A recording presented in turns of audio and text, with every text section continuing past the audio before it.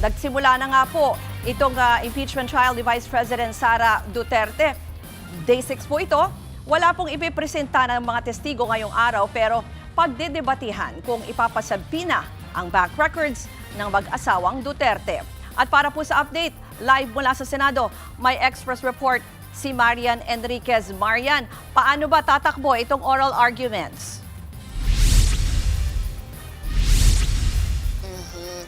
Actually, Ruth, kasalukuyan na nga gumugulo ngayon yung oral arguments para nga dito doon sa unexplained wealth o yung hindi maipaliwanag na yaman ng bise kasi nagpasabina itong House Prosecution Panel ng mga dokumento gaya nga po ng bank o AMLAC records at tax records ni Vice President Sara Duterte at asawa niya si Attorney Man Scarpio. Actually, Ruth, panghuli pa ito, ika-4 na article sa dulo pa ito dapat ipipresenta ng Prosecution Panel. Pero minabuti na raw nila as this early, ni-request na nila na ipasabina nga itong mga dokumento para hindi na raw maging dahilan pa ng delay o pagkaantala. Matatanda ang lumabas sa House Justice Committee hearings ang bilyon-bilyon umanong transaksyon mula sa bank records ng mag-asawang Duterte Carpio. Pinuna o na-flag yan ng Anti-Money Laundering Council kaya isa na rin sa naging basihan para ipa-impeach ng Kamara ang bise. Bago ang oral arguments ngayong hapon, humarap muna sa isang press conference ang House Prosecution Panel at iginiit nilang diskarte ng depensa na tutulan ang pag-ungkat sa bank records at tax records ng bise. Pakinggan natin ang pahayag ng mga taga-prosekusyon. They will probably try to block it, which is exactly what they're trying to do now. Kaya we already asked for their issuance in advance para tuloy-tuloy na ho yung pagpresenta namin ng ebidensya. It also allows the court to examine and probably to appreciate these documents, to have them time na makita nila kung ano yung, and how relevant these are, these documents, to the articles that we would present after the grave threats. Ruth, ang tanong paano kung hindi katiga ng impeachment court ang hiling ng prosekusyon na ipasabina ang naturang mga dokumento? Ayon sa prosekusyon, may sapat pa rin naman daw silang mga ebidensya sa kanilang mga argumento. Narito po yung kanilang mga pahayag. And even if we don't have the documents that we are requesting for, we can support the prosecution of the 4 articles. Ang dami hong dokumento na gagamitin din para mapagpatibay ho yung charges. We have the SAL-ins, AMLAC records, BR records, bank records, and testimonies of witnesses.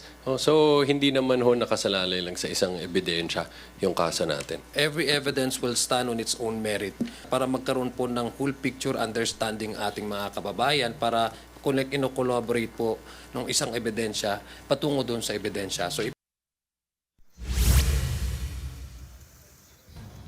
Ruth, dito nga sa gugulong na oral arguments para dito sa pagtalakay kung papayagan ba na isabina o kunin yung mga dokumento ng bank at tax records ni VP Sara, bibigyan po ng tig 15 minutes yung magkabilang panig, yung prosekusyon at yung depensa, at tig 10 minutes naman para po sa kanilang rebuttal. At saka po magkakaroon ng caucus yung senator judges at saka po nila sasabihin yung kanilang mga boto, kumbaga, dito po sa plenaryo mamayang hapon. Yan muna ang latest. Balik sa Rose.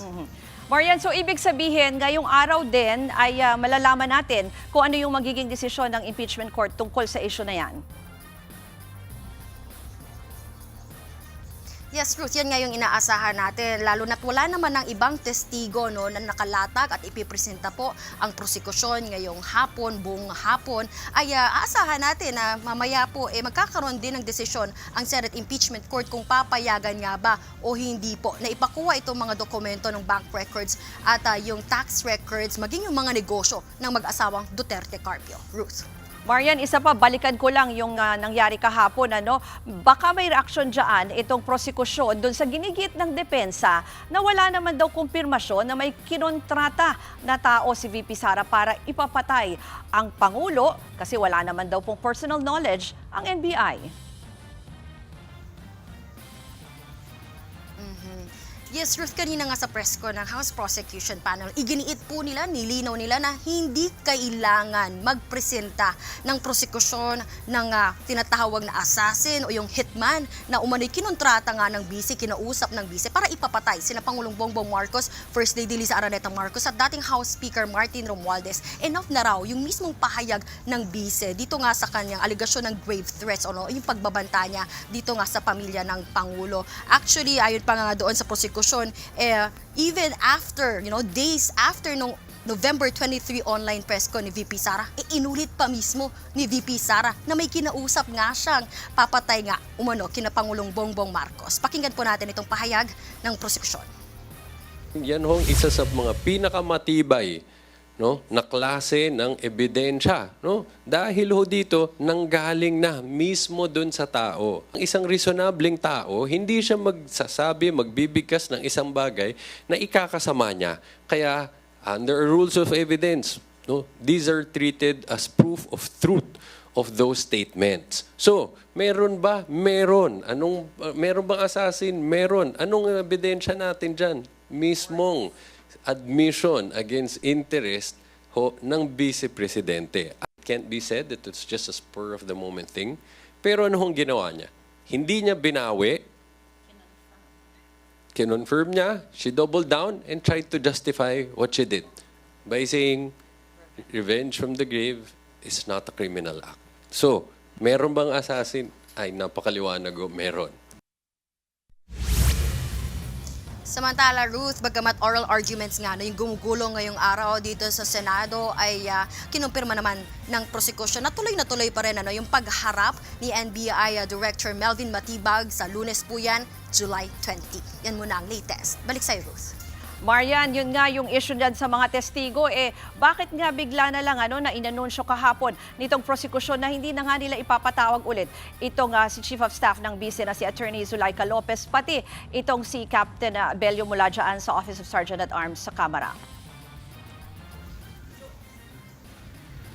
Yes, Ruth, kung babalikan natin yung manifestation, kagabi po ni Private Prosecutor Attorney Lorna Capunan, sinabi po niya, giniit niya na yung pagharap bilang testigo po nila Zulaika Lopez at ni Captain Belina Bello ay redundant o unnecessary. Hindi na raw po kailangan dahil napakita na nitong dalawang testigo ng NBI yung kailangan nilang ipakita, i-prove dito nga po kaya sa pagharap doon sa video, yung threats ni Vice President Sara Duterte sa buhay ni na Pangulong Bongbong Marcos. Ang kailangan lang naman daw nila kasi kay Attorney Zulaika patunayan na present si Attorney Zulaika Lopez doon sa online press con na ginawa ng BICE noong November 23, 2024 at pangalawa kung nandun nga siya nung binanggit ng BICE itong mga pahayag na pagbabanta ng ni VP Sara. At according to Capunan, lahat po yan, mismong yung defense na nga po ang nag-admit sa kanilang mga statements at sa kanilang cross-examination, yung paggamit mismo ng same video, pinatutunay lang ito na hindi naman nila kine-question o itinatanggi yung authenticity ng video. At pangalawa nga, pinakita rin ng defense na nandun nga rin mismo si Attorney Zulaika Lopez sa parehong press con kung saan binanggit ni VP Sara ang mga pagbabanta sa buhay ng Pangulo. Yan po ang Express Report ni Marian Enriquez live mula sa Senado. Mga kapatid, Ruth Cabalco para sa mabilis na pasada ng mga balitang dapat niyong malaman, mag-follow at mag-subscribe sa social media pages ng News 5.